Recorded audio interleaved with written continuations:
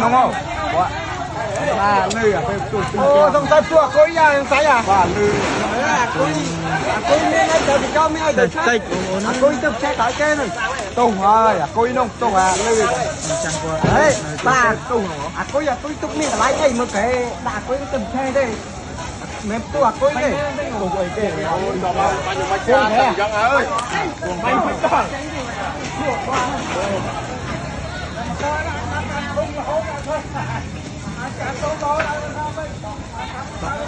bánh mấy bờ thực tranh phần thực nôm nè bánh mấy cận bánh này lượt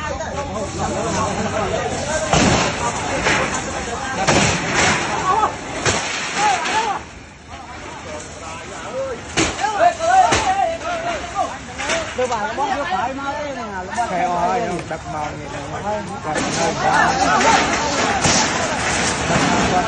cho mà nơi này bây giờ nó con đây này là căng cà phê khô nè quên ngày chập